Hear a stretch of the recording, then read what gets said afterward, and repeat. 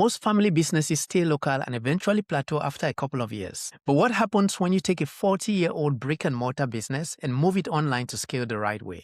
In this video, I'm sitting down with Jacob Passy, and that's exactly his story. At 28, Jacob has taken over his family's owned engraving business, shifted it online, scaled it past $1 million in revenue while building a team of over 16 people. And what's most interesting is that the journey wasn't easy for Jacob. What worked offline didn't work online, and he had to entirely rethink the business model from the ground up. So in this conversation, Jacob actually breaks down what changed when he moved online, some of the mistakes he made while transitioning the business, and what most e-commerce businesses still get wrong today. Before we jump straight into this conversation, if you're an e-com business, don't forget to hit the subscribe button because every content we post on this channel is to help you grow. And also, you can use the first link in the description and book in a free audit call with our team. One of our growth experts will be more than happy to jump on call with you and see where you might be leaving some money on the table.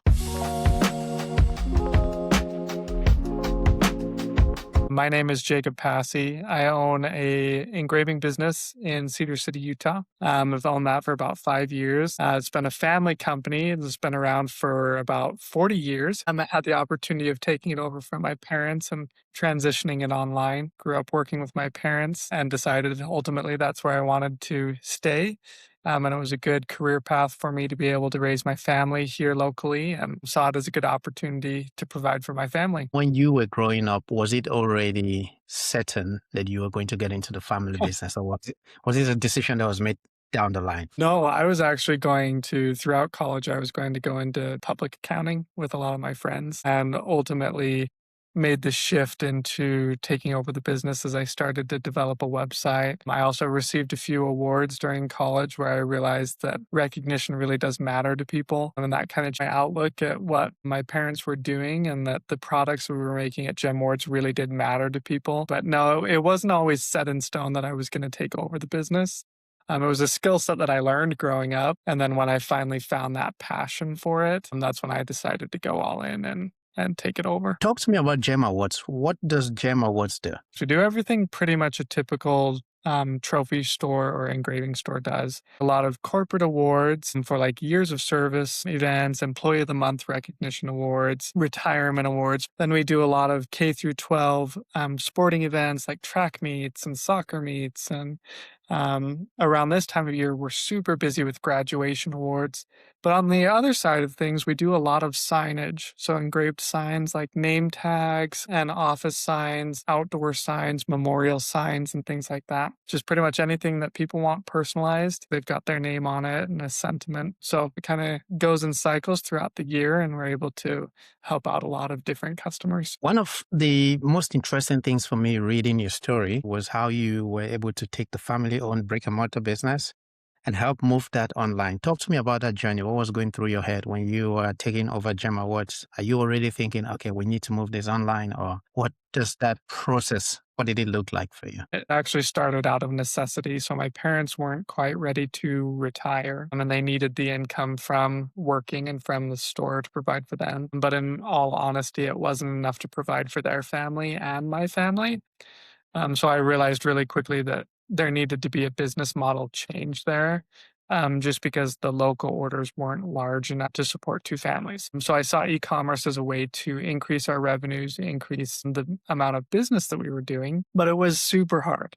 As we started to transition online, I realized really quickly that the things that work for retail and brick and mortar don't work for online and e-commerce. So I had to switch my thinking entirely there to try to adapt the business to be an e-commerce business and not a retail brick and mortar store. What would you say are some of the things that you had to realistically do to move the business from brick and mortar to an online business? I'd say the biggest thing was simplifying. So running a brick and mortar retail store, especially in a small location where we're at here in Cedar City, the population is only about 15,000 people. In order to have the revenue that my parents needed to provide for themselves, they sold everything and anything. They had, about 2,000 different SKUs and a large showroom of just everything that they could sell.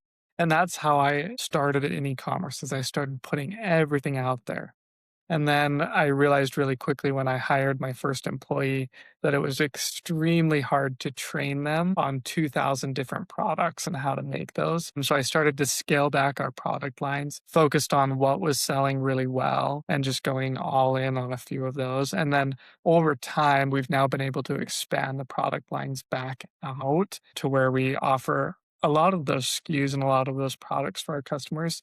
But in the very beginning, it was focusing on one product, selling that really well, and then adding a second product that related to that customer type and then growing it out from there. As always, there's going to be challenges when you're trying to do something different in the business. Talk to me about some of those challenges and how you managed to handle them. It was really a shift in our business model. So that was really tricky. But in hindsight, it was a really big blessing as well, because as we transitioned online, we kept the fundamentals of a retail store where we focused on the customer experience. We focused on customer service. We focused on creating a relationship with people. And that's what set us apart now that we are a large e-commerce. People connect with us and our brand in a very personalized manner.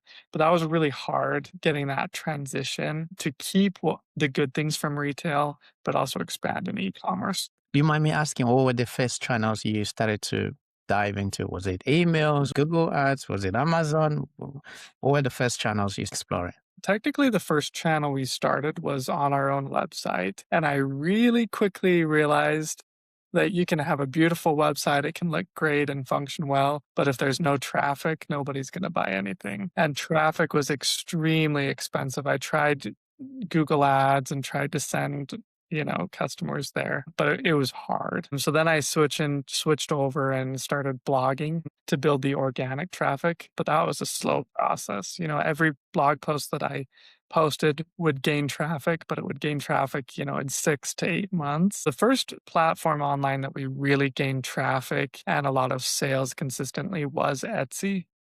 Since all of our products are personalized, it just made sense for us to move on to the Etsy platform.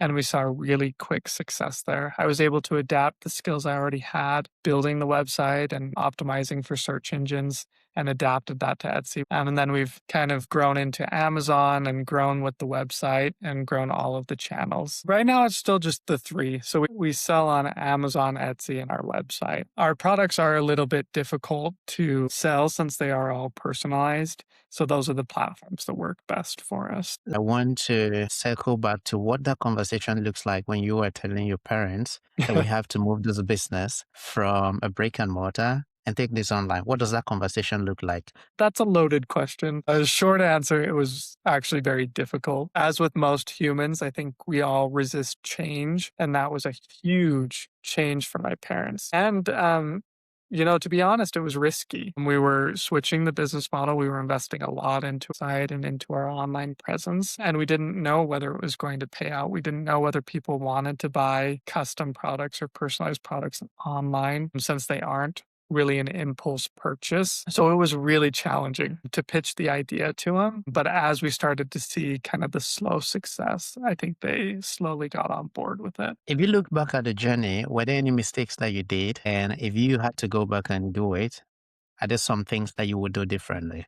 It's a good question. I don't think I would do anything differently because I like where I'm at. And I think we've found a good spot. And going back and changing any of our failures would change where we are today. But I think the biggest thing in the beginning is I tried to simplify our customer service too much. And I tried to strip away the personal aspect when moving online. And I really, really quickly realized that our customers wanted to be able to reach out via phone or email or chat and talk through their orders before they place them. And we still do a lot of that today. But what I realized is that builds the relationship with the customer. And now we've established these long-term relationships with customers that keep coming back year after year and placing those orders. And we probably lost a few customers when I tried to strip out the customer service and streamline it. And that would probably be my biggest regret. Of those customers that I didn't service well in the very beginning. How would you change it? What would you do differently? I would be very transparent about how they can contact us. I think in the beginning, I wanted them just to utilize the website, utilize the platform, just add it to cart, check out, and be done with it. But I've realized now adding very clear icons where they can email, they can call, they can chat with us to get that support and get that assurance, both before they place the order, but also to give them that guarantee that if in the event that the order's wrong or misspelled or damaged in shipping or something goes wrong, that we're there after the fact to support them. Just goes a long way in building that trust. So you took the business from the brick and mortar to hiring how big is the team right now? So right now we have 16 employees. So we started with just me and my parents, and then over the last 4 years, we've grown that into 16 people. We're successfully doing over $1 million annually on the Amazon platform. Growthscalers really helped us to surpass that. What do you think most e-commerce brands misunderstand about building a sustainable brand online? I think the key word is a sustainable brand online. There's a lot of people. It's really easy, actually, in my opinion, to sell something online, to have some quick success, make maybe, and then chase a trend and then it's gone. And we kind of see that in this TikTok phase where you could get a video to go viral, make a lot of sales, and just move on from it. Building a sustainable brand, again, I think goes back to relationships. And especially as we move forward, just this last year, we've seen a lot of changes in AI and connectivity there. I think as we move forward into the e-commerce space, brands need to remember that we need to continue to connect with the customer, connect with people on a human level. Even though the transaction is happening digitally, there's a lot of things through our customer service, through our messaging, through our branding that can help keep that transaction personal instead of digital. That's what I think a lot of e-commerce brands are missing right now. That's interesting. I want to circle a bit back to you building the team. What would you say are some of the biggest lessons you've learned around leadership? I've had to learn a lot as I go. So being a humble leader, being a teachable leader, and learning what is working and isn't working, and being adaptable is huge. I believe in my team members. There's no way we would have gotten to this level without each and every one of them. Each person has brought in a different skill set, and I try to utilize that. And I try to remember, again, along with our customers, that our team members are human. Try to connect with them, whether that's over lunch, connect with them with employee activities that we do, team building activities, to try to connect with them and understand what they're going through in life as well. If someone was running a traditional brick and mortar business right now and they came to you and said, Jacob, we want to move online, what should be our first 2 to 3 moves? What should we be focusing on? I would pick your top selling product and start there. Start with one product, put that online, make it the best that it can be, good product photos, good videos, good descriptions so that the customer can clearly see what they're getting, and then put that out there on a marketplace. I would say start on Amazon or Etsy. You can start on your own website. It's just going to be a lot more capital intensive at the beginning because you'll have to build the website and then you'll have to put ad spend behind it. There's just no other way around because a new website has absolutely zero traffic. So if you don't have a lot of money to spend, I would say starting on a marketplace where there's already millions of users using that marketplace is a really easy and good way to go. But that would be my advice. Pick your top selling product, invest in really good product photography and videos, and then post it on a marketplace. Several years into the journey, what would you say that running a business like this, an e-commerce business, has taught you, which you didn't understand at the beginning of the journey? It's a lot more work than I thought it was going to be. I think a lot of people think that you're going to start an e-commerce business and then you'll be able to run it from wherever in the world and sipping margaritas on the beach and just watch the orders come in. But back to your point of building a sustainable brand, you really need to focus on building out the systems and the infrastructure to support your customers in a way that I didn't quite understand going into this. I want to ask you a last question, and this is a bit out of my line of questions, which we prepared, but I'm curious to hear what you say. I read somewhere there is a huge debate on people going, if my family has a family-owned business, it should be mandatory that the offsprings, the kids, should grow into working in the business. What are your thoughts around that?